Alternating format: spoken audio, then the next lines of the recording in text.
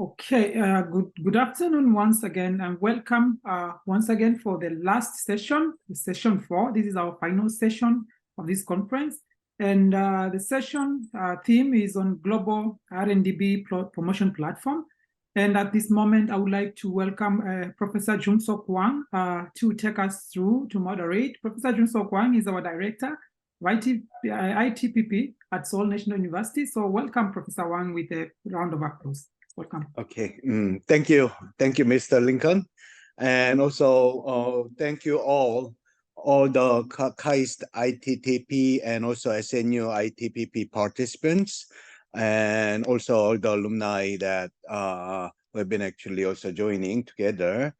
I'm very happy that we now reach the moment of these 2 days of our symposium. This last session 4 is we call Global RNDB Promotion Platform. As many of you that Seoul National University have been creating a policy report, some called ITPP report, and also a Global RNDB report as a practical research report to show the up-to-date policy landscape of all the countries on their digital or innovation policy. I think today's part of the presentation will be from some of those reports that was excellent done to update their national policy. And also the KAIST ITTPP have been also doing also case research on their national policy agenda as a requirement to grade for the, especially for the master graduate. I believe the presentation given today from KAIST also is part of such the result that we show. The value of this session and promotional session is the information we provided actually are very valuable to understand what's going on in the world. And I don't think that many of the institution has been actually keeping such knowledge capital for a long time. I mean, for the last decade, what we generate as a report is such valuable. I believe today we hear one of the up-to-date information.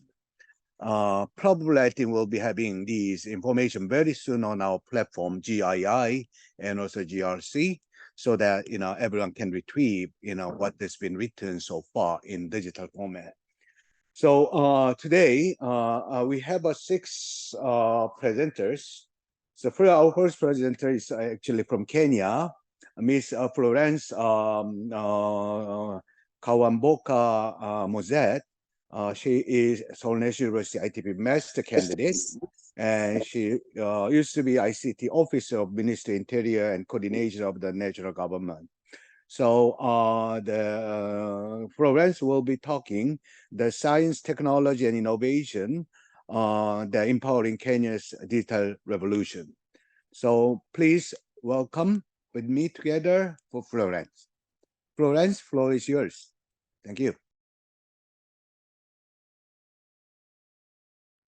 I'm going to talk about how science, technology, and innovation has powered the Kenya's digital revolution. So in my contents, I'll speak briefly about Kenya, then we'll talk about how the landscape of digitalization has happened in Kenya. Then I'll speak briefly on Africa and the opportunities that we have in Kenya and the international cooperations that has been taking place in Kenya, and finish with the recommendation and conclusion.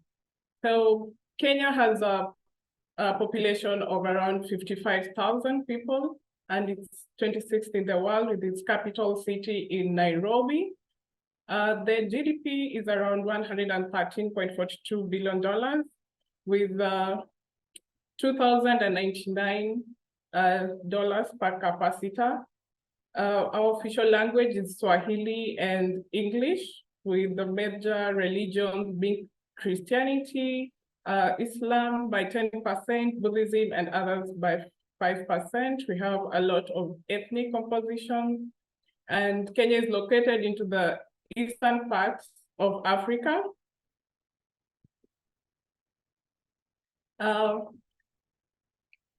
The Kenya digital landscape has rapidly evolved. This has been due to the digital innovation that has given Kenya a very transformative journey by leveraging technology and ensuring that we have a great digital revolution, which has been driven by the high internet penetration in Africa.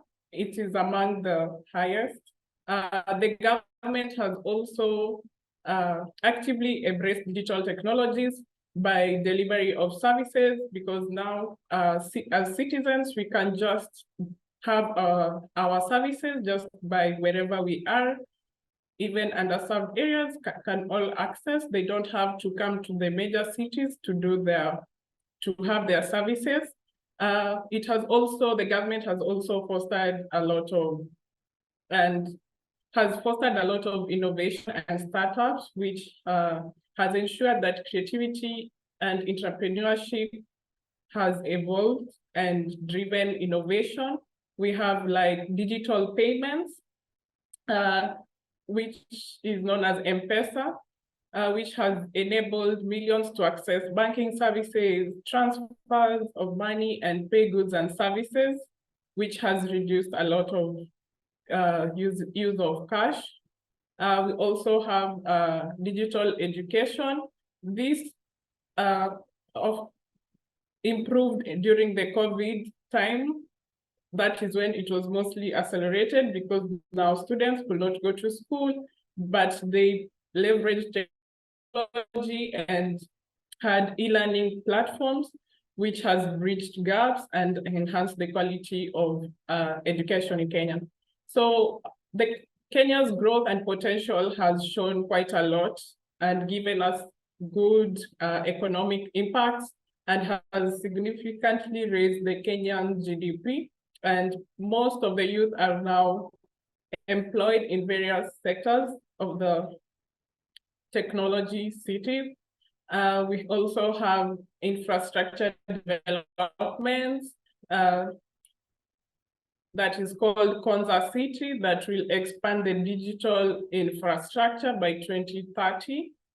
We also have the adoption of emerging technologies that are being presented, like fintech, telemedicine, IoT, that are being used currently to reach out to the issues that are being tackled right now. As I mentioned earlier, we also have smart city initiatives like Konza Technopolis, which is a flagship technology city that has the potential for creating a smart city that will also lead to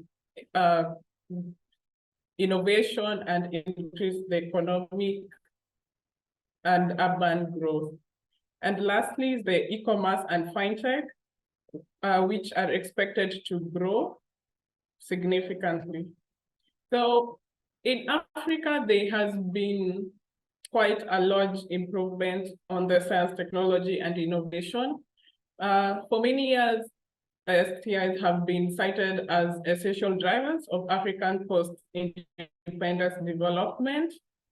And it's not only just an engine of the growth of an economy, but also for addressing various challenges. I'll go ahead and give examples of the current innovations that have been done in Africa. Like in Kenya, some scientists have developed a new type of drought-resistant maize that is helping farmers to withstand the effects of climate change, since some areas in Kenya don't have adequate rain. So this has really improved and helped with growing the agricultural and food produce for the country. In Ghana, researchers have developed an app that helps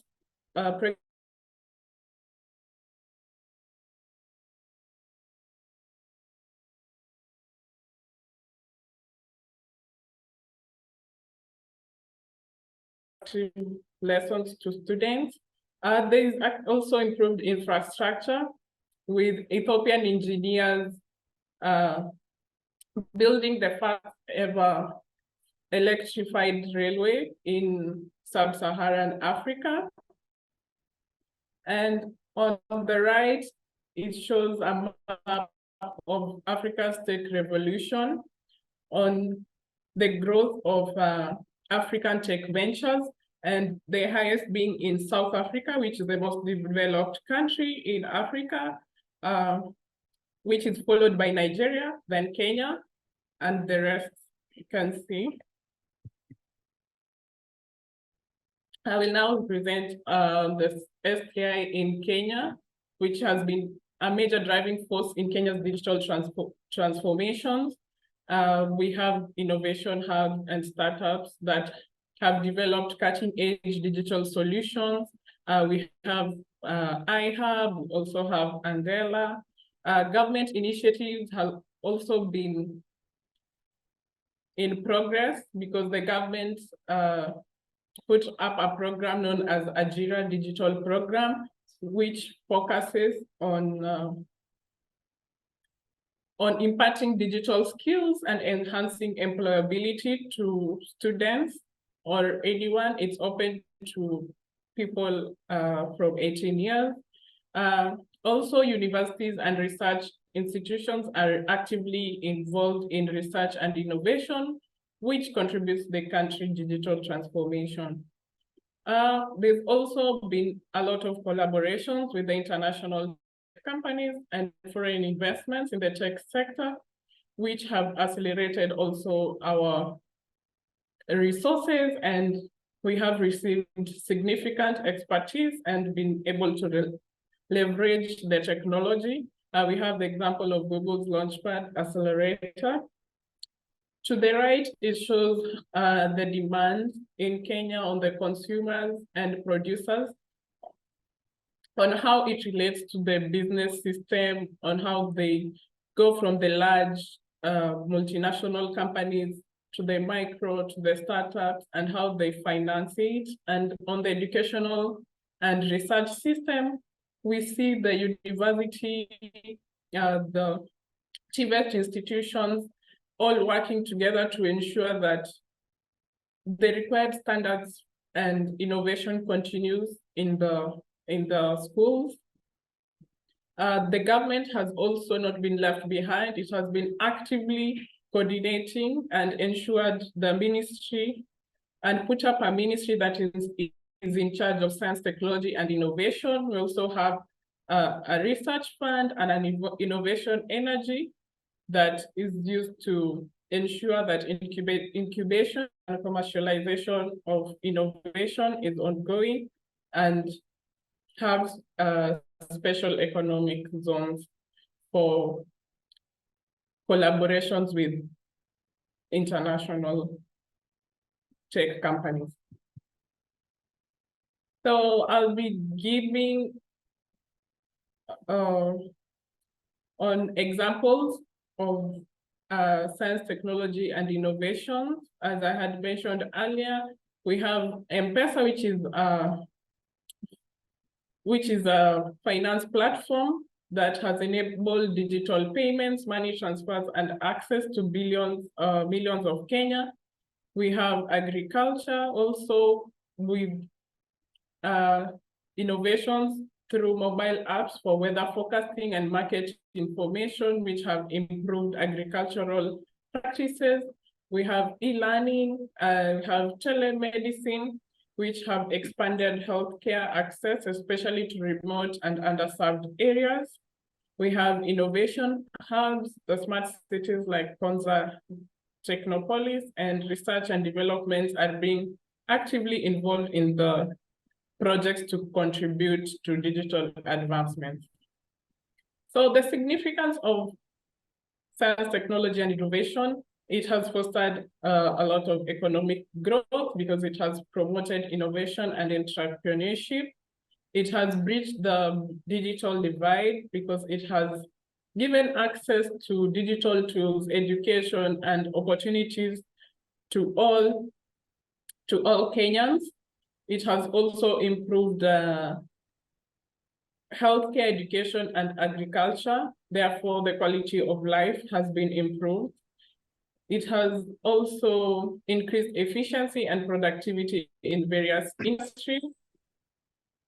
And lastly, it has put Kenya into being a more competitive in the global digital landscape, therefore attracting foreign investments.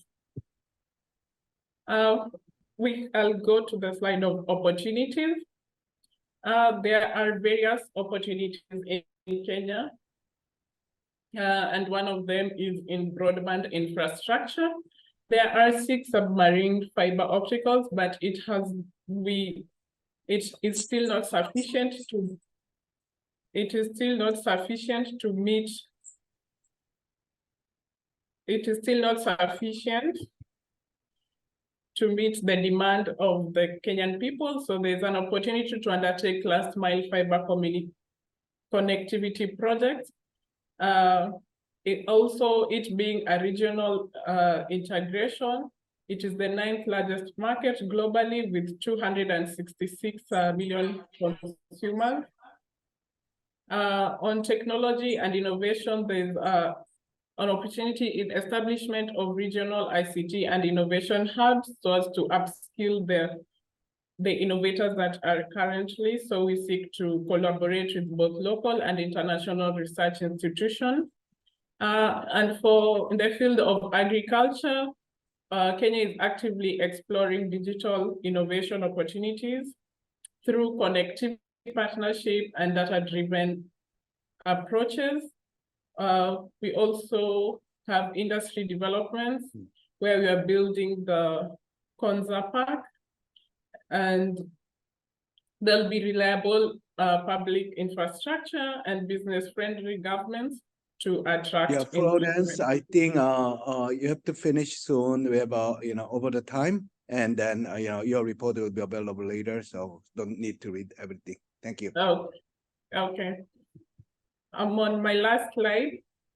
It's on international cooperation that have been done. We have the Kenya-South Korea MOU, which was signed on 2017. It's to cover the next generation mobile communication, management of internet and governance. We also have MOU that has been signed recently in 2023 by Kenya and European, the digital economy package that aims to boost connectivity, digital skills, and inclusivity. We have the Kenya-China STI MOU that collaborated with the Ministry of Education to promote cooperation in science and innovation. And we also have finance investment by World Bank that is for financing the Kenyan Digital Economy Acceleration Project. Lastly, I'll speak on the recommendation and conclusion. Collaboration and collective action to shape a digital empowered future is vital to ensure that more innovations in Kenya take place, and to strengthen the national system for science, technology, and innovation. The government needs to ensure that there are appropriate policies and measures and framework to ensure innovation continues. And lastly, investments in research and development, digital integration, and skill development, and also to promote an inclusive digital economy. Thank you. Thank you so much, Florence. I think for sharing also your innovation activity in Kenya. So we'll be moving on to presentation 2. The second speaker is Ms. Sei Mama from Myanmar, who is SNU ITPP PhD candidate, and who are the officer in the Union Minister's Office of Ministry of Transport and Communication. So Sei Mama will talk about digital economy, focusing on the development of digital economy roadmap in Myanmar. Sei? Thank you. I would like to say Professor Wan and then the Ministry of Science and ICT for giving me a chance to present these kinds of the great events. Today, I'm honored to present the digital economy development in Myanmar, especially focusing on the digital economy roadmap. Yes, these are my contacts for today's presentation. And then this is the brief of my country. Myanmar is located between the huge countries such as the China, India, like that. And then the former capital city was the Yangon, but now the Naypyidaw is the capital cities. Before presenting the digital economy roadmaps, I would like to explain the organization structure of the Ministry of Transport and Communication. The ministry has been combining two ministries since 2015 as the transport and communication sectors. In the communication sector, they have the 4 departments. Actually, they have the 19 departments to the 90 departments in the whole ministry, but in communication sector, they have the 4 departments. Then I'm working in the communication sectors. The organization is enhancing the telecommunication sector by developing the infrastructure in line with the international standards and improving the socio-economic condition through the human resource development and innovation communication services. Actually, the ministry goals are to increase the implementation of e-government services to ensure the accessibility of communication services to all regions of Myanmar to get the reasonable price and to provide the employment opportunities for citizens.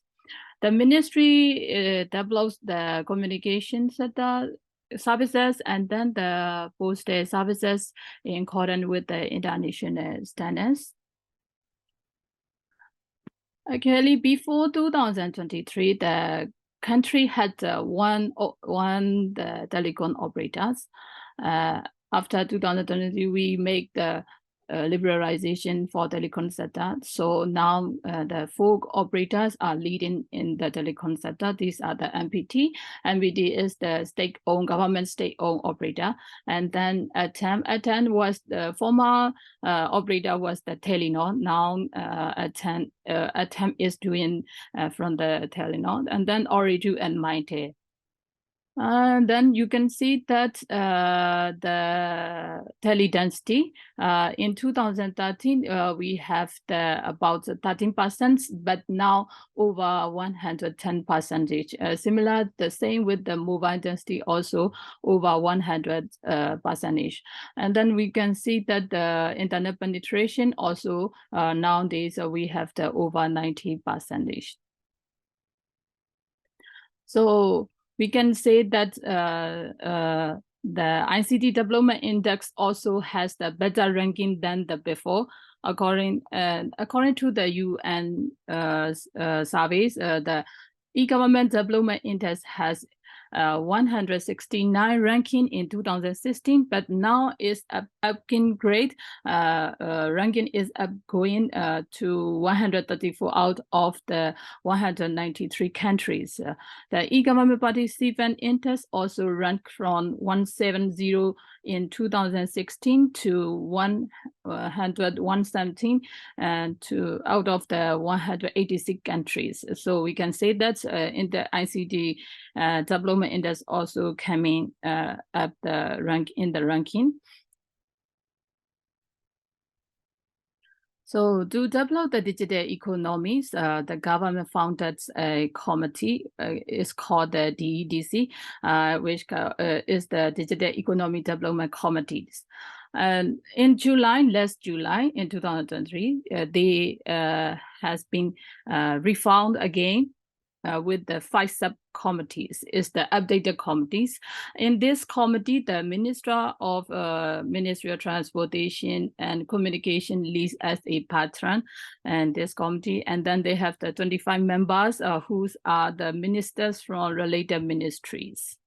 in this committee, they have the, as I mentioned, 5 committee, subcommittee is the coordinate with the subcommittee, and then digital trade and digital economy subcommittee, SME enterprise and priority sector subcommittee, then to make the infrastructure to develop the digital economy and cybersecurity development subcommittee. The last one is promotion the innovation and digital scale subcommittee.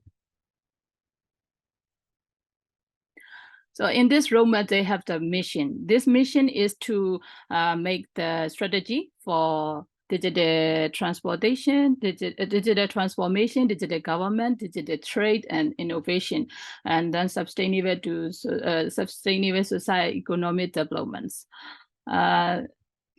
In the roadmaps, they have the they have the plan to make the strategy is kinds of the 7 strategy and frameworks, and then they have the 4 pillars, and then they have the 9 priority sectors, then 14 goals and short-term and long-term plans.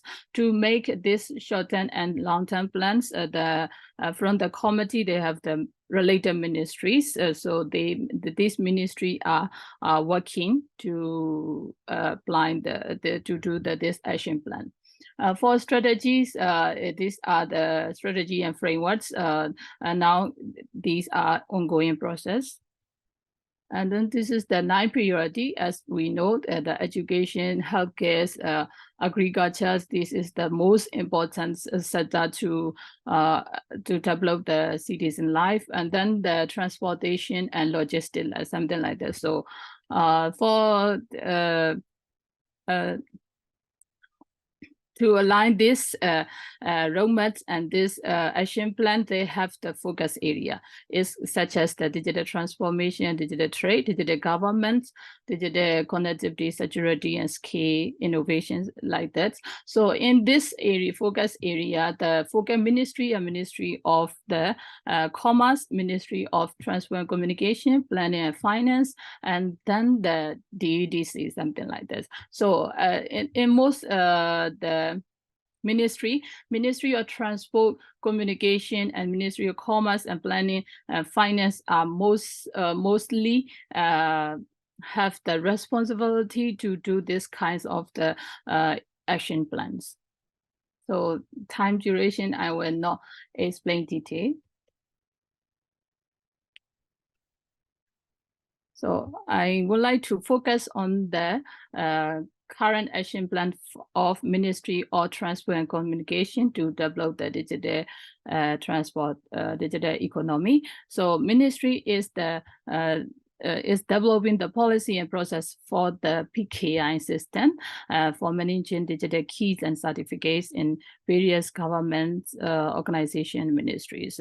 And for cybersecurity, Myanmar National Computer Emergency Response Team, we got the MNSETs, is collaborate with the international organization like the bilateral, multilateral to handle the cybersecurity index and train cyber threat like that.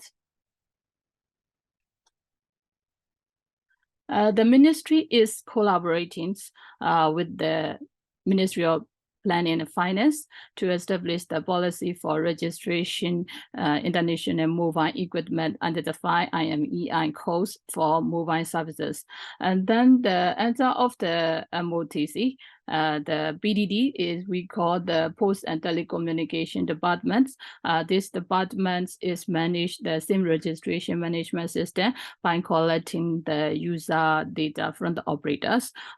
In the last February, we already collected all of the user data from the operators. So to do this, the enhance this roadmaps, we also have the source kinds of the to highlight the strengths. We have the goods. We can say that we have the regulations, laws, and then we have the internet access, and then we are going to upgrade the e-government services. Then we align to the cybersecurity and e-commerce, something like that. So it can say that we can have the strength, but also we have the still have the weakness. This weakness is although we have the good penetration, internet penetration, we still have the limited internet penetration, and then infrastructure challenges nowadays is more have the most challenges is the infrastructure, because some infrastructure how can I say, to recover the data in the rural area nowadays is the according to the saturation. We have the difficult to develop the infrastructure, and then the data privacy and security. So the political issues, social and cultural factors. This is the weakness. But we still have the opportunities. That is that we can expand the internet access, and then we can make the mobile payments and fintech. We also doing progressing, and then e-government services, e-commerce, and then startups, something like that. We have the trade. This is the limited legal frameworks, and then electricity and energy issue. We cannot forget about this also. And then social and culture factors, the lack of the investor confidence. This also we cannot forget about this. And then this is the briefly of SWOT analysis for digital economy in my country. And then we have the too many projects to enhance to develop the digital economy, but according to the time limitation, I would like to stop here to present about today. Thank you so much. Thank you, Mama. Great appreciate for sharing. I think it will be also later the sharing the report with all the group through the platform. And also at the end, we'll have a chance to discuss if ever anybody you have a question on Myanmar. Our third presenter will be the Mr. Bogel Mofunda Kiketa. He's actually a PhD student, also a senior at ITPP from Congo. He's a lecturer and researcher and the manager of the technical control of the database, University of Keshia, and the Ministry of Transportation and Communication Road in Democratic Republic of Congo. And Bogel will be talking about digital infrastructure development for the education sector in DRC, and ICT report and policy proposal for the education sector. And Bogel, time is yours. Yeah, thank you, Professor Wang, for this opportunity. Hello to everyone. As Professor Wang said, I'm going to, can you all see my slide? Yep. Yeah. I'm going to present our ICT policy report. Is not just a report, but it's also a kind of ICT proposal for education sector in Democratic Republic of Congo. Yes, this is the agenda. We are going to talk about, after we introduce, we talk about the global context. We'll give a view of DRC education system. Then we will try to explain the current state of ICT infrastructure in the DRC education sector. Then we'll talk about the ICT policy proposal for the education that we're trying to propose to our government. This is the topic overview is to explore the integration of ICT in education. As I said, we want to address the digital divide in transforming education landscape. So what is the objective? The objective is to understand the current state of ICT infrastructure in Congo education sector, to identify the challenge and opportunities in leveraging technology for education advancement. So we're trying to highlight the role of ICT in enhancing education quality and accessibility in both urban and rural areas of our country. As global context, this is DRC, as you know, the second largest big country in Africa, and according to many studies, is one of the richest country in the world. And we are located in Central of Africa. We have a lot of minerals, and we have the second largest forest in the world. And this is the economic highlights for my country. The economic growth rate is 8.6% in 2022, and dominating by the mining sector, which is the main sector that contributes to our economy. And you have the inflation. Last year, the inflation increased marginally from 9% to 9.1 to 9.2. And as far as the social challenges are concerned, you know, we have high child mortality, 42%. For education, the quality of education remains inadequate. So that's why we are trying to propose ICT policy to address this problem. And let's talk about the view of our education system. Yeah, the government bodies which are in charge of controlling the education system are three ministers. We have the minister in charge of primary school and secondary school. We have the ministry in charge of social affairs and humanitarian actions, and we have the Ministry of Higher Education and University Education. And we have two main types of education, formal and informal, and we have the one we call special education. So I will jump this. Talking about the state of education, quantitative growth, but lacking in quality in private university mostly.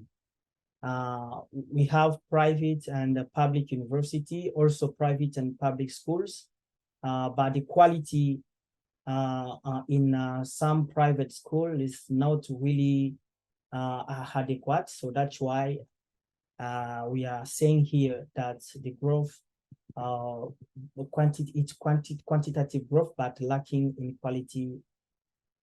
And we have the primary education enrollment rate up to 78%. And the challenge that we have in our education sector is disparities in access, resources inadequacy, and infrastructure issues, especially in rural areas. So for digital transformation in education, we have some obstacles. The first one we think is the low energy coverage impacting the development and digital access, especially in rural areas. We'll talk about that later. And we have the telecommunication sector, which shows growth, but lacks in education integration. We have a lot of telecommunication companies, but in education sector, there are not many initiatives from those companies to integrate ICT in our education. So for legal framework, we have a outdated so far, and the government is trying to update it nowadays. The last major regulation about digital and education, the last one was from 1987 during Mobutu's reign, and we need support. We need updating to support ICT in education. So as ICT potential, which is recognized globally by international organizations, will require investment and policy support. That's why in this report, we are not just trying to make a kind of report, but also trying to suggest policy as we are ICT aspect. Yes, the current status of ICT infrastructure in DR Congo. So far, the government has launched a lot of initiatives to integrate ICT in our education sector. We have main projects. There are many, but we have just selected them. The first one is REM initiatives, mobile device registry. It was a contract between the government and some telecommunication companies, which consists of taking some money from the airtime that customer pay. For example, I'm using LG U+. Whenever I buy data, for example, let's say $10, the government will take 10% of this money to support education or ICT initiative in education. So this main project aim to provide free Wi-Fi hotspot in public spaces like we see here in Korea and universities. So far in Congo, there are some universities where whenever you, when you get in the university, you have free Wi-Fi access. The money is coming from this project, REM project. And the objective was to bridge the digital divide in education sector. And we have a lot of approach to address this digital divide. For urban and rural connectivity disparity and National Digital Plan Horizon 2025. So in 2018, when our current president took the power, he initiated what we call a National Digital Plan to think how we can integrate ICT in our economic motor so that DRC can take profit of digital era. So at the end, the government launched the National Digital Plan for Vision 2020-25, but I can admit that we failed because so far some of the projects which are in this digital plan didn't succeed. So I don't know if we are going to make another digital plan. Okay, so other initiative that the government took in education sector concerning the ICT integration. For example, the government launched what we call digital solution to teacher absenteeism. We noticed that there are some teachers, especially in rural areas, they stopped teaching. So they found other jobs, but they were still receiving money from the government as teachers in public school. So the government has launched this application to take the attendance. This project helped the government to the number of teachers. We deleted in our database more than 10,000 teachers who were taking the money from the government without teaching in rural areas. And also the government launched another program that we call digital monitoring for teacher salaries. It is a kind of real-time salary payment tracking. Why? Because the government wanted to increase the transparency and fight against absenteeism. And so let's talk about disparities in digital access in DRC. We have urban area versus rural area. So let's start with urban area. So we are going to explain it according to factors. We have selected 3 factors.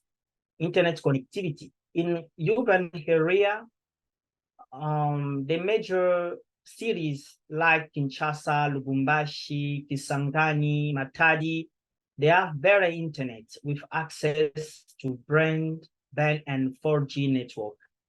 For telecommunication infrastructure, in major cities, we have advanced and densely led telecommunication network like high-speed fiber optic cables, high bandwidth, and fast internet and communication speed compared to rural areas. And for digital service, for example, in our capital city, residents enjoy greater access to digital services like e-commerce and e-learning. Let's talk about rural area. Limited connectivity. So in rural area in Congo, the majority or most of them, I can say, have no broadband or mobile network, which isolates them digitally. So there are some villages in Congo, they don't know about the internet. They don't know about even the telecommunication. They don't know even about Facebook, WhatsApp, Kakao. They don't care. Why? Because they don't have this connectivity. And there are infrastructure challenge. In rural areas, there is a low investment from telecom companies. So most of the telecom company prefer to invest in capital city or our largest cities. I mean, urban area. There is a reason, economic reason, of course. Yeah. So we can say that there is a gap, a significant gap between rural community, and urban community. Rural communities are missing digital advantages like urban area residents are profiting from. So we have infrastructure investment. We have also the population density. This is also one of the reasons behind no investment in rural environment. It is also the population density. Most of telecommunication companies prefer to invest in cities or places where there is many people. So in Congo is like Seoul, the majority of Korean, they like to stay in Seoul. I can say, I don't know the exact number. If South Korea has 60 million of inhabitants, I think 80 million of them are living in Seoul. It's almost the same thing with my country. People are now fleeing villages, rural areas. They are all coming to Kinshasa, Lubumbashi, Kisangani, Matadi, Goma, Bukavu, all those urban areas because of poverty. Yeah, limitation in digital infrastructure development. So there are some limitations in digital infrastructure in Congo, especially in education. We have low ICT service subscriptions. Yes. According to reports, they say that the low subscription rate for ICT service per 100 inhabitants in DRC is really, really low comparing to other countries like Kenya, for example, who's leading nowadays Africa in terms of digital accessibility. I'm sorry. So there are some strategies for improvements, such as extend access, encourage adoption, public-private partnership, policy formulation. So then we talk about the ICT policy that we are trying to propose to our government. The objective of this ICT policy is to leverage ICT to improve education access and quality, to increase the literacy rates, and facilitate skills development for students and educators. Okay. DRC is at a decisive moment for education reform. Our current president has launched a lot of projects in education sector, such as now in Congo, we don't pay for primary school, and also very soon it's going to be free for secondary school. But we think that opportunity to harness ICT for enhancing learning is very high. So the policy objective, as I say, is to strengthen digital skills for our teacher and so on, I said before. What are the pillars? Yeah, Bogel, so I think please also wrap up. I think we are over the, okay. Yeah. What is the pillar of this ICT? We have the curricula and pedagogical integration, teacher training and professional development, investment in technology infrastructure, development access. And we also have some recommendation strengthening ICT infrastructure, enhancing quality and ICT. We suggested also some implementation plan, how to implement all those projects and plan. And here we have programs that we are trying to suggest to the government for this ICT policy. So due to the time, we cannot explain everything that we have prepared. So we say thank you. Yeah, thank you, Mr. Vogel, I think, for sharing current status of DR Congo. I truly believe there's a very important need to improve the education sector by ICT. So we'll talk about that, in the future soon together. Our fourth presenter is from Colombia, Mr. Amy Alexander Hernandez, and he's a master candidate in SNU, and he's going to talk about the Colombian progress and challenges in the area of digital innovation. So, Amy, floor is yours. Good afternoon, professors, colleagues, and other inviteds.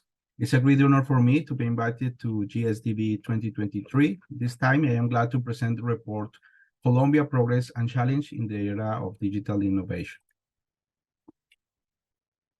This is my contents: the control profile, digital innovation Colombia, overview of the digital landscape, governments, policies, and regulatory frameworks, government initiatives and policies, advances and achievements in digital innovation, challenge and barriers, and future opportunities. This is the country profile. Colombia is a country located in the north of South America. Its official name is the Republic of Colombia. Its capital is Bogota, with around 8 million inhabitants and total 12 million in the metropolitan area. Other important cities are Medellin, Cali, Barranquilla, and Cartagena. The country's population is around 52 million inhabitants. The GDP per capita for 2022 is $6,630. The unemployment rate is around 11%, and the minimum monthly salary is about $244 per month. In Colombia, digital innovation has experienced notable growth, reshaping society, the economy, and everyday life, driven by technological advances and increasing adoption of electronic devices. Digitalization has left a significant mark on the country. Despite these advances, digital innovation in Colombia faces challenges such as the digital divide that limits equitable access to technological opportunities, especially in rural areas and marginalized communities. Additionally, cybersecurity and data protection are critical concerns in the rapidly evolving digital environment.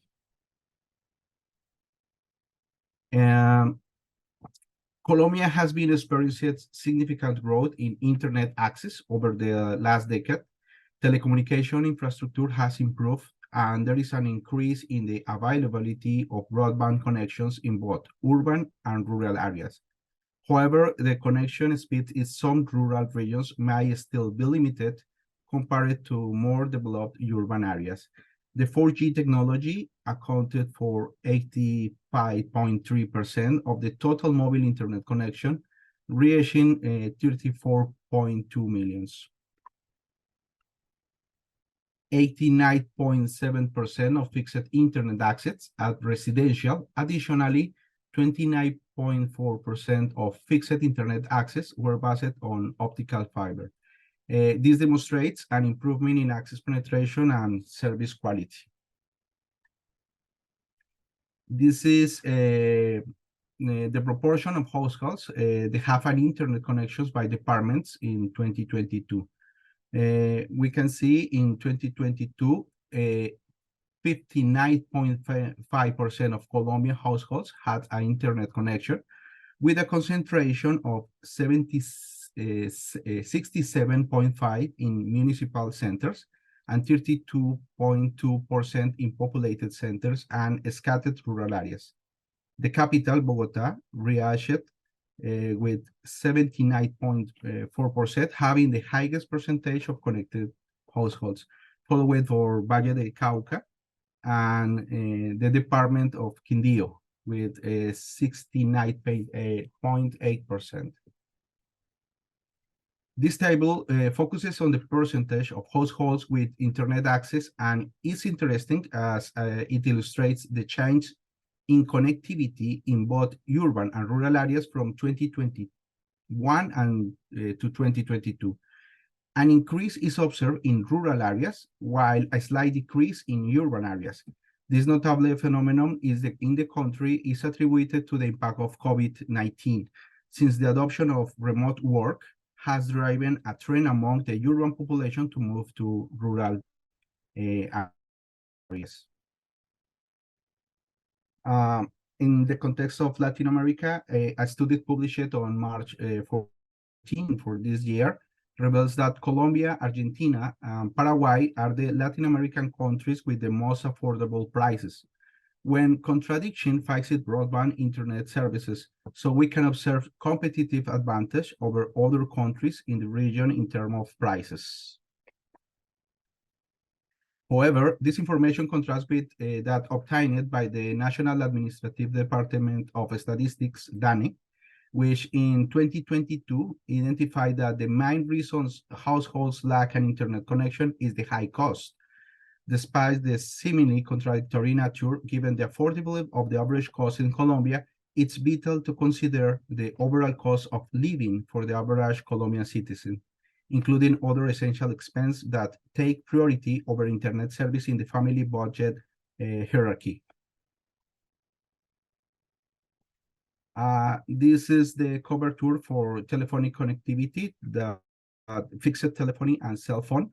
In 2022, at the national level, 96.3% of households had at least one person with a mobile phone, 98.1% in urban areas and 89.8% in populated centers and rural dispersed areas. As can be observed in the map, telephone connectivity is certainly a significant factor for Colombians. Regarding the transformative innovation, the Minister of Science, Technology and Innovation has developed the Green Book.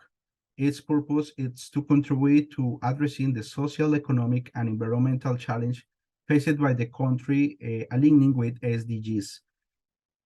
For this, the National Policy for Science for the period 2022 to 2031 is based on several fundamental cross-cutting axes: the promotion of vocations, the generation of knowledge, application of knowledge, appropriation of knowledge, regional, social, and international potentialities, dynamic factors, and financial resources.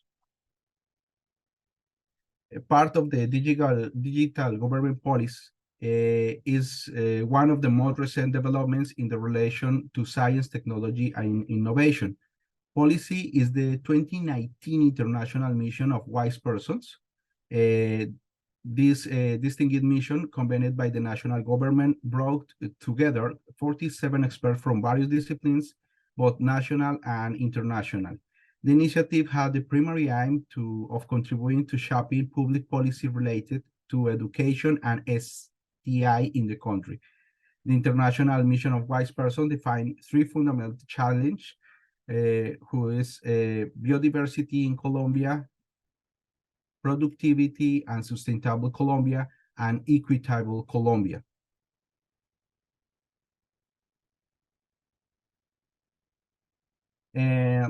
In advances and achievements in digital innovation, in the year 2021, Colombia ranked in 67 of 132 nations evaluated in the Global Innovation Index, placing 6 among countries in Latin America and the Caribbean. The Global Innovation Index reveals significant strengths in 4 of 7 evaluated categories in infrastructure. Notable aspects include e-participation in information and communication technologies, and ecological sustainability focuses on the GDP energy unity relationship and ISO 40001 certifications. In business sophistication, key strengths involve knowledge works and knowledge absorption, particularly in high-tech and ICT service imports. Additionally, the gross domestic expenditure of research and development is emphasized in a crucial factor. In the category of knowledge and technology outputs, the focus is on knowledge impact. Particularly, we can see in this slide the startups ecosystem in Colombia. It's also noteworthy, particularly with the presence of Colombia with two unicorns in Latin American space. Rappi and Javi represents Colombia in the regions like unicorns. The KPMG International Limited mapping of the Colombian ecosystem in 2022-2023 identified 1,327 startups across 31 sectors. New sectors like legal tech, SaaS, artificial intelligence, cybersecurity, and augmented reality have emerged of 2023. The majority of startups are concentrated in fintech, retail tech, health tech, dev tech, ad tech, business management, showcasing substantial growth in innovations in Colombia. This is some of the most outstanding startups in Colombia during 2023. In smart cities, according to the IMD Smart City Index 2023, Colombia has two cities in the ranking. Medellin in 118th place and Bogota in 129th place, according to the Human Development Index. Medellin surpassed cities such as Santiago de Chile, City of Mexico, Buenos Aires, San Jose, and Brasilia. Lead the region despite a general drop in the city ranking. The Master Plan for Development of Medellin Future 2020-2023 with an execution projection extending until the year 2031 sets an ambitious course for the city. In line with these objectives, the city aspires to become the Latin America capital of innovation, solidifying this position as one of the top 3 smart cities in Latin America and ranking among the world's top 100 cities in the future. Some challenges and barriers in the same Global Innovation Index 2022. We can see some barriers. In the infrastructure category, 2 aspects of weakness can be identified. Firstly, an indicator of electricity production that generates low income is observed. Secondly, the reference is made to the low capital investment in durable goods from which benefits will be expected to accrue in the future. The category that presents the largest number of aspects becoming the primary challenge in the one related to human capital and research. Firstly, the educational aspect standards highlights the PISA index resulting regarding mathematics and science, as well as the index that links the pupil-teacher ratio secondary. In market sophistication, weaknesses are noted in the allocation of credits for startups and scale of financing and the number of agreements by venture capital investors relative to PPP adjusts gross domestic product. Despite the strength in business sophistication, a notable weakness is identified in the insufficient investment in research salary by Colombian companies.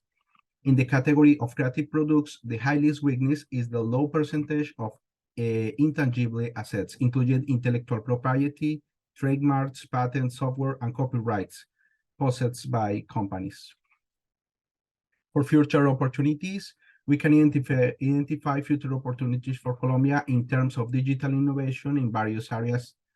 First, the development of technology talent, investment in startups and startup, government support, digital economy, connectivity, and 5G, creative and cultural industry, digital transformation in traditional sectors, promotion of cybersecurity, tech education, regional and international collaboration, and of course, smart cities. Colombia is at the forefront of creating smart cities, which not only has the quality of life for its citizens, but also actively contribute to the construction of a new global civilization based on technology and sustainability. These cities serve as innovation hubs that inspire other regions of the world to follow a similar path. Colombia combines its potential in digital innovation with its natural beauty and rich culture, creating an exciting and promising future. Thank you for your time. Thank you so much, Himi, and I think sharing also the effort that Colombian government and also people are making to make a progress on your digital innovation. Great appreciate that. So our fifth presenter will be from Mexico, Mr. Cesar Fonseca, who will be talking about the implementation of AI chatbot for the optimization of criminal incident reporting in Mexico City. Cesar is the head of the Department of the Technology Surveillance and Technological Perspective at National Polytech Institute of Mexico. Cesar, the floor is yours. Thank you. Thank you so much. Can you hear me well? Sure. Okay. Okay, so we're going to talk about implementation of artificial intelligence chatbots for the optimization of criminal incident report in Mexico City. This is a counter report effort that we are doing here in the master degree in GDI. So basically, we're going to start this trip together, and I'm going to go around the methodology that we have learned during this project. So basically, we need to find a problem, which is really a big concern in Mexican society. And then we're going to go through the literature review, methodology, assist analysis, benchmark. In this case, we're going to choose Korea and Singapore. After that, we're going to do the gap analysis and find the implications, present a to-be model, an implementation plan, and to find some conclusions. So first of all, when I start, or my motivation to select this topic is to find the biggest and the most significant problem in Mexico City. As every big city, we have a lot of issues. But the number one, according to the National Institute of Statistics, is insecurity and violence. And this is just not a topic just related to Mexico City. I know that especially from developing countries, you are familiarized with this kind of issues. So number one is insecurity, corruption, economic inequality, poverty, and public health. So this is a very sensitive issue nowadays in Mexico City. Now you can see on the right side of my screen, this is a very common situation, everyday life in people from Mexico City. A person with a knife or a gun get into the public transportation, and they collect all the belongings from the people. So in some cases, there are some injuries, some others there aren't. But basically, this is a very, it's a big concern during the population. And it's not just an economical impact, because, okay, probably somebody stole my phone, but how about also my money? And the next day I have to use again the public transportation. So that's why the National Institute of Statistics, they found that 92.6%, which is almost 93%, almost the majority of the cases, are not reported.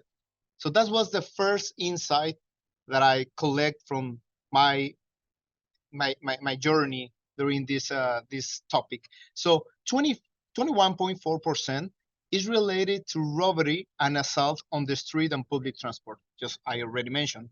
Number two is fraud, extortion, partial theft or partial theft of the vehicle, or totally. So actually, when I started this journey, I remember my advisor was very impressive, because they said here in Korea, why do they stole the cell phone? It's not common. Of course not, it's not a common, because here in Korea, it's very common. Even in the cafeteria, you can leave your phone or your laptop and nothing happens. But in our context, is very different. So I try to go deep in the analysis and try to find the reasons. So why people is not reporting? So according to the latest numbers, the main reason is the loss of time. The loss of time is 41%, one of the reasons people do not go and do not report this crime. And number two is distrust in authority. And these two main reasons, as you can see in the graph, is the 75.4% of the reasons. And these reasons are attributable to the authority. This is a big, when I read this information, I was shocked because one of the biggest problem is the loss of the time. We don't have time in this moment, but when I go into the loss of time, many people, they don't want to go again to the police and waste another day. The average time for reporting crimes in Mexico, it's go around 4 hours. So people say, I already lost my money, my cell phone, which are the two main objects subtracted. And now I have to ask permission in my job and lose my day. So they don't want to do that. So we do a 5-why analysis, identifying the problem, which is the prevalence of criminal incidents in Mexico are unreported. So we go through this funnel that you already know, you're familiar, and we start doing some questions, until we found that there is a no technological solution to make easy people to report a crime in a safe way and a friendly way. And I'm going to explain more about this. I did the literature review. I tried to find different ways and channels that Mexico is using in order to report a crime. But nowadays, the number one channel is face-to-face. And I already mentioned, when somebody stole your belongings, you have to go to the Ministerio Público, we call it, which is the small agency of the police. And you have to wait for it. Sometimes there are some corruption cases. Sometimes you have to wait for 4 hours just to make some questions and answers. And then they give you a report, and that's it. That's the only thing that you have to do. And some people, they don't want to go because of time, but I already mentioned, because they think that some policemen, they're going to ask for them for money. Like, if you want me to help you, please give me some money so I can proceed with this investigation. So in order to work on this project, I choose the SAF methodology, the analytical framework. So in this analytical framework, the most important thing is feasibility, acceptability, and suitability. These three main areas are subdivided in other segments. For example, feasibility. When you want to choose a new technology, you have to consider the technical feasibility, the financial implications, operations, legal and regulatory. So this analytical framework is very good because they give you a frame in order to compare different technologies and different solutions. So I have to go into the as-is analysis and try to find how is the government of Mexico City divided according to the policy departments and the different institutions that are responsible for these kind of security issues. So here in the center of my slides, I can find the Attorney General of Justice. This is the main face of the responsible people to solve these kind of issues, and they have developed face-to-face complaint. And then non-face-to-face is 911 or 0889, and a digital complaint platform. When I found this information, I have to prove that there is no enough channels to provide this kind of report. And actually, these two channels, 911 and 089, is just for like an emergency incident, but not for a crime report. When I moved to digital complaint, I found a non-friendly application, actually very limited with very limited options, and a very difficult and time-consuming process. So I create an account and I try to do this exercise in order to find every step of this solution and analyze the gaps and try to find the gaps. So I found that it's very limited because you have to live in Mexico City. You must need to have a special key or ID. So if you are a foreigner or you come from a different state in Mexico City, so even if you have these kind of situations, you cannot use these kind of platforms. So the only option that you have is going face to face and waste all your day. And talking about the application, they have many steps.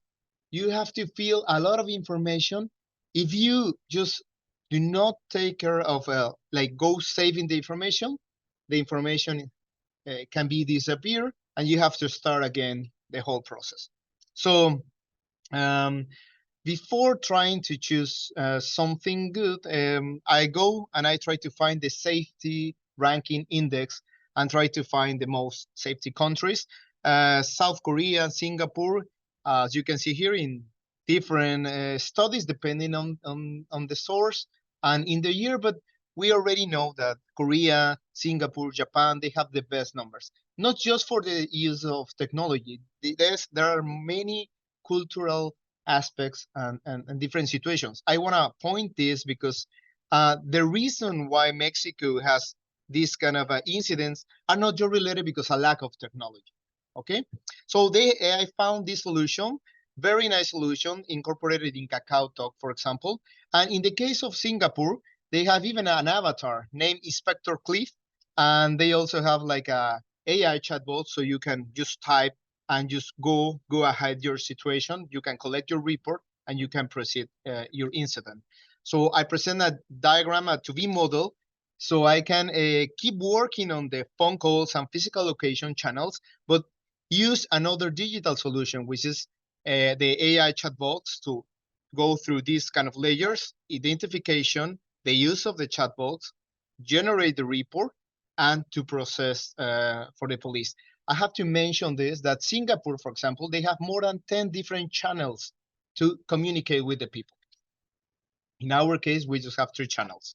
So this is the 2B model. The recommendation that we want to present is this kind of a model, a kiosk model. They can be in the commercial centers and also very close to the bus stations and also to the high criminal rates like incident areas of the city. So we need to provide these kind of capabilities to the public to communicate their situations. And a very important thing is we have to do it very fast. When people, they just give the information, the most important and relevant information from the crime, there are more possibilities to solve it. There are different vendors in the market. I also analyze these vendors. The top vendors, they have already solutions, but most of them are focused on marketing or maybe like a help desk support, but not really for crime reporting. So I wrap the model that we already talked about, and I try to compare with these kind of solutions, IBM, Watson, Google, in order to find and try to fill all the information according to the methodology. And then I am proposing a collaboration project so we can develop in-house, not from zero. It's not necessary in-house is not from zero, because already Korea and Singapore, they have developed something. So the main point is that I also have to go back to my methodology framework and highlight the important things like easy login, 24 hours, and also vandalism protection. In our culture, sometimes if you leave something in the street, someone can vandalize it. So just to conclude my presentation, be on time, I just want to mention that Mexico City really needs these kind of solutions. It's amazing that we have number one. The number one problem is insecurity and criminal situations, and we just have 3 channels to communicate these issues, and the ones that we have are not really working. Also, we have to consider the factors from the analytical frameworks and recommendations, and we can customize our solutions according to our culture based on the Korea and Singapore success cases. We can learn from their experience and mistakes, but we don't have to forget that Mexico City is a very huge city, 25 million people, comparing to Singapore, which is 5 millions. But we can replicate this because Mexico City is divided in 16 different regions. So we can replicate this in these 16 regions. Well, I think that's all for today for my part. Thank you so much for your attention. Yep. Thank you. Thank you, Fonseca and Cesar. Cesar, by the way, next week we have a meeting with your embassy.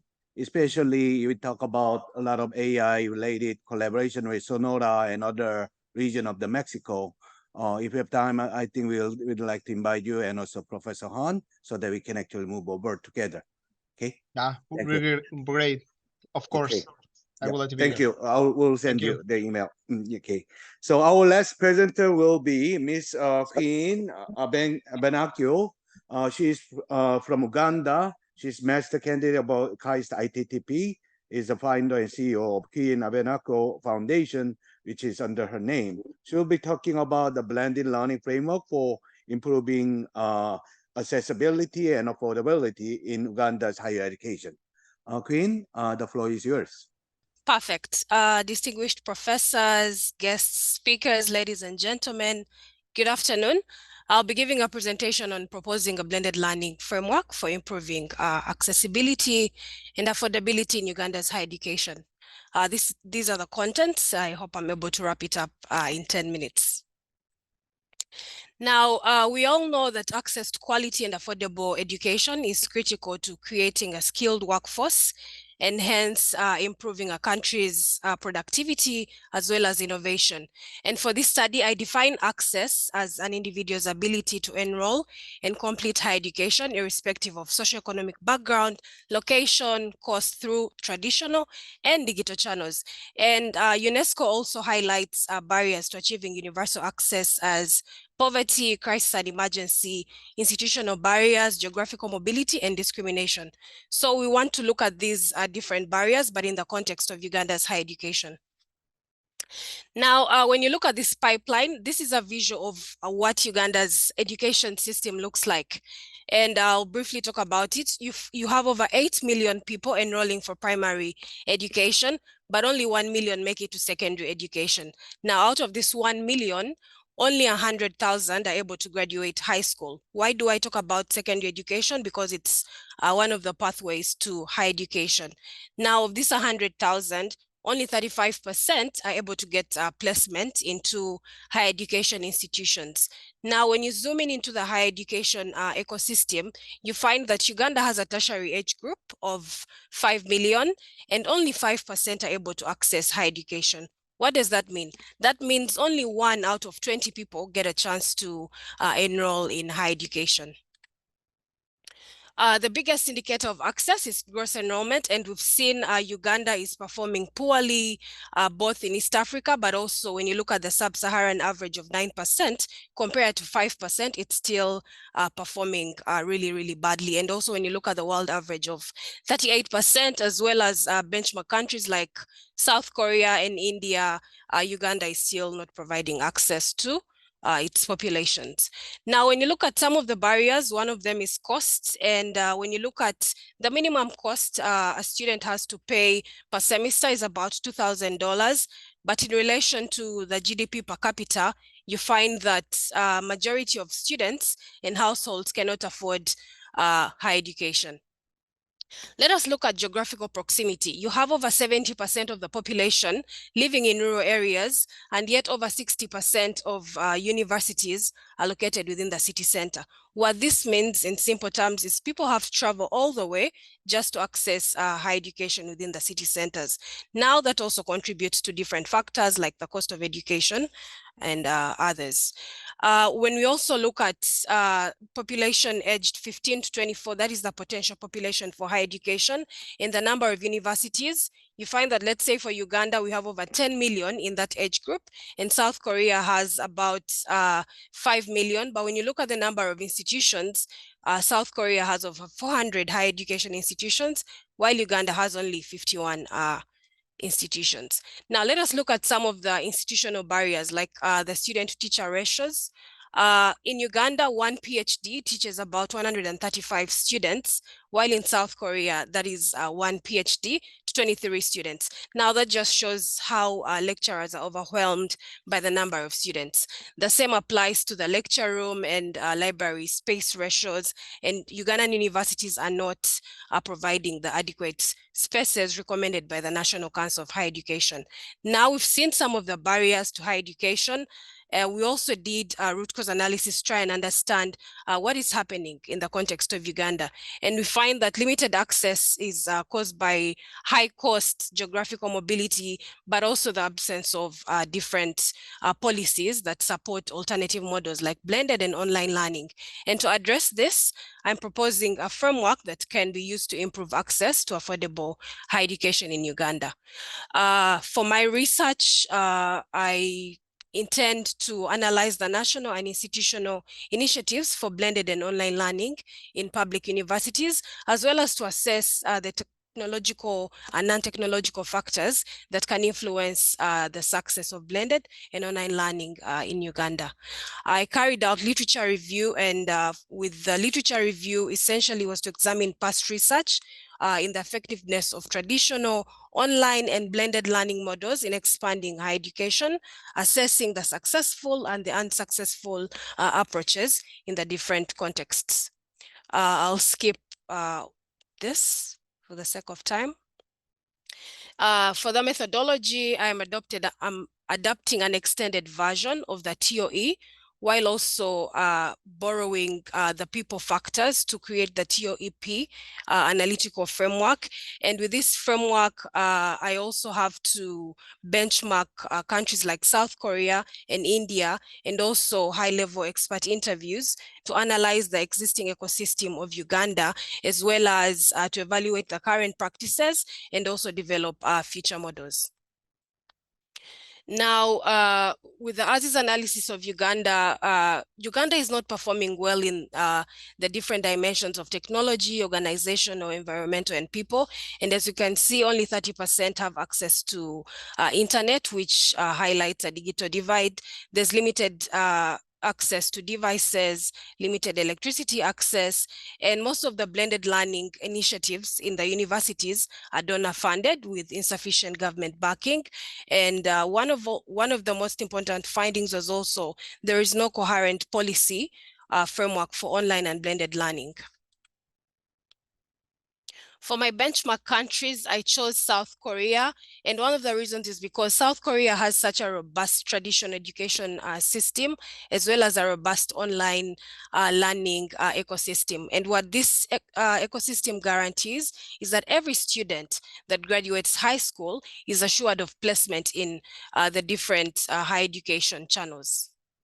And of course, when you look at the findings from the TOEP framework, you find that South Korea has a strong traditional higher education ecosystem, as well as a highly advanced set of online and blended learning. It also has universal access to affordable high-speed internet. Universities as well as students are well equipped with connectivity devices.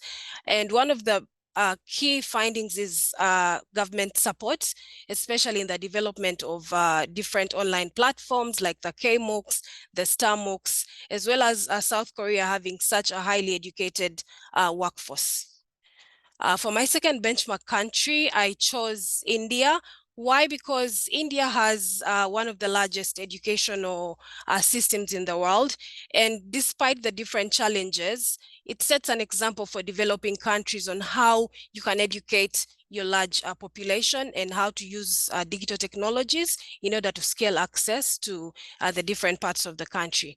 And when you look at some of the findings of India, you find that India's approach to blended and online learning has increased access to higher education. There's also been government initiatives such as developing platforms like Shawam that are free for people to enroll and be able to get higher education content. There's also strong collaboration between government and different private sector players, as well as dedicated organizations that offer training for both staff and faculty. Now, for the recommendations, we've seen some of the different aspects of the ASIS analysis of Uganda, and some of the recommendations are the country needs to develop a comprehensive national policy for online and blended learning that also includes quality assurance, faculty training, and infrastructure development. And of course, we need to invest in our ICT infrastructure, improve electricity connectivity, internet connectivity, as well as enhancing digital literacy programs. Now, let us look at some of the models. Blended learning is not new in Uganda, but the reality is COVID-19 exposed the vulnerabilities within the existing systems. Now, what happens is that most of the initiatives are department-based, and they are run in silos, in smaller silos. That means that blended learning is not having the desired effect. Now, for the conceptual model, one, ICTs need to become an integral part of university ecosystems. And how do we do that? We have to make sure that we achieve all these layers, from the content creation layer where you have the devices and the networks to the application layers. And through this, then you can have improved connectivity within the universities, but also change the way universities are delivering education to the different students. Now, for my preliminary model, borrowing from South Korea and India, once these layers have been fixed, then you can have collaboration between universities, but then you also have models where you can decentralize education through satellite model campuses. Now, these enable remote real-time classes between the universities and the smaller satellite campuses, as well as enabling collaboration and also sharing resources. Now, we've seen that Uganda has a limited number of professors, but through such models, you're able to utilize the different resources available. When you also look at the content creation layer, it is impossible to think that all students have access to devices, but with satellite campuses and communal satellite hubs, people are able to share infrastructure, and then you're able to scale education as much as possible. My concluding remarks: one, Uganda is one of the top 10 countries with the youngest population in the world, and also top 5 countries with the largest refugee hosting countries in the world. What that means is, to cater for present demand and future demand, the country needs to invest and set up over 400 higher education institutions, each with a capacity of 30,000 students. Now, while that is desirable, it is hard to achieve that, because we know to set up traditional education system, it's capital intensive. But we know that online and the use of ICTs and blended and online learning can help us scale higher education and scale it fast. We've seen it work for India, and we know we can use the same for Uganda and other developing countries to scale education. This brings me to the end of my presentation. Thank you so much. Thank you so much, Ms. Queen Abenakio. I think all 6 presenters actually show the really up-to-date the issues that all countries are facing. Well, I'd like to spare another 5 minutes to wrap up our overall discussion, and also our today's GSDV symposia. I really thank all the people from KAIST and also Seoul National University who've been doing together since yesterday to share the knowledge how we improve the world in a better way. I believe our effort of studying and also our effort innovation will turn out to be a good well-being for our people in some time. But I'd like to give you some of my witness. By looking at last 20 years after the millennium, we still keep seeing 3 major problems.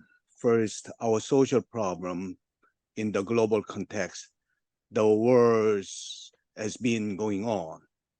We have seen 9/11 in the beginning of millennial, which reach out to, a lot of, the global battles. And also since that, we recently have seen another Ukraine, right, Israeli.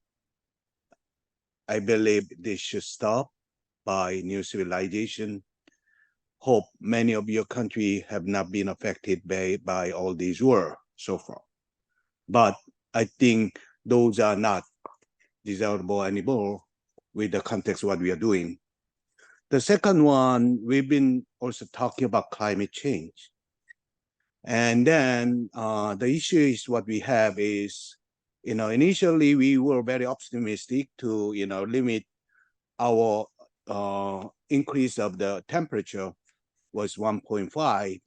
Now everyone is very pessimistic about 1.5. Now we are just 2.5, 2.0 or something. I'm not sure actually we without immediate action of all of us, whether our divide of these environmental change really can be relieved. And recently also COVID, but not only COVID, SARS, MARS, MERS, HERSIS, all pandemic have been giving us to that, all those, our health problem. This has been going on. I don't believe we fixed the reason. It is very pity for me to say that with our KAIST and SNU effort for the 20 years of these innovators to do something for global society, to reduce the divide, which at the time, digital divide. But current context, what we see from 2000 or 2003 until at the time of 2023, I still see the deepened divide in all global contexts. Digital, AI, deepen, education and professional divide deepen, climate and environmental divide deepen, innovation and technological divide have been deepened, economic and developmental capability divide deepen, electrification and also energy divide has been deepened, and civilization and cultural divide have been deepened. Generational and literacy deepen in all nations. Medical and healthcare service affordability have been deepened, and social, political, and regional and geographical conflicts and idea divide has been deepened. How come that these 20 or 2 decades of time have not improved by our civilization, but even deepened the divide? We need to look back again. That's why I've been actually suggesting this K-Global. Korea wants to do this global cooperation together to really reduce or to take out all these divide in a very transformative way. I believe Korea will do our best on these 10 areas. Definitely our digital capability have been improved, but I think those deepen the divide with all rest part of the. Our innovation capability have been actually really improved, but it has been deepened, the all global capability of that. Our medical and healthcare capability have been really well integrated in I and them, but it deepened all the divide in the global context. Our security and safety issues has been well resolved with the CCTV, but it deepened all the divide from the global texts. Not many people still cannot use it. I believe we all know how we can actually cooperate as with the K-Global. I think K-Global transformation is really strategically we cooperate together to solve these problems. And Korea truly seeking for inclusive innovation and open innovation in the global text, because our society is built based on the humanism. And true smart civilization, what we say in the theme of this GSDV, is truly having our citizens, our people, to be smart enough to not to continue the problem what we are having. I hope next 7 years until UNSDG, when we outreach, hope at least our alumni and our KST and SNU being there to witness what we have done really contribute to the SDG, what we promised for. I hope we recover all those divides, at least by our best effort. I believe still world will be divided for next 7 years, for sure. I think there are more different things for the people who are not turning back on this transformation, but at least if we are turning back with K-global transformation, and believe, we will not widen those divide anymore. Let us be awake and getting together. And this is not a time for only learning. This is the time learning by doing. I really thank everyone for your great innovative effort, and today's commitment and Congress really led us to probably understand each other that we are having the same vision for our countries and for our humanity. I really thank Professor Han, also his leadership and dedication of KAIST community to be united, and I'll continue to my role to unite all our SNU alumni and students, and also the scholars, to do the thing for our K-global transformation for our smart civilization. I really thank you all. I look forward to seeing you next year, but I hope to continue to communicate with you online and also in face so that we can relieve these divides. This is not about digital divide anymore. Our division is happening in all the area, and it has been worsened. That makes me very, very guilty that Professor Wang, what you have done by receiving all these, giving these scholarships for the rest part of the world, and why you deepen the divide. I don't have a things to say to the people and who taxpayer who have been expecting us to reduce the deepened thing. But these deepened divide have been multiplied more than 10 times in the context. I feel so sorry about it, but I believe all of us can do the things together. I'm sorry I cannot do, we cannot do really, really victory kind of things at this moment, but the time is given for us. And we are the one that who have to do heroic and challenges to change the world. And there's no time to wait for us because people are dying in the world. And we are expected to have another pandemic. Let us move on and let us to do the thing like Mexico or Uganda and Colombia and Myanmar and all those countries propose. Let us make it happen and let us to do the thing for our civilization. I really thank you and hope you have a great rest of the year and rest of the week. Thank you. Thank you, Professor Han. 감사합니다. Thank you, everyone. Thank you, Professor. I love you. Thank you. I miss you. Thank you very much. Thank you. Thank you. Thank you. Thank you, Professor. Have a good time. Okay, thank you. And yeah, and also Dr. Simeon, thank you for joining. And also Roy from Philippines, thank you for joining. And Elias, thank you very much for joining. Thank you, Professor. We appreciate it. Yeah, I'm glad to Good job, see Professor. your Professor, faces. for your Yes. inspiring speech. We'll get to congregate each other soon. Okay. I will Thank you, have a Professor. sabbatical full year, and Professor Han is also having a sabbatical. So I hope Professor Han and I visit you guys. Okay, and then have a real in-person meeting. And I don't want to wait that to all these problem deepening again. We'll go and make the thing to be right, and then let's do it together.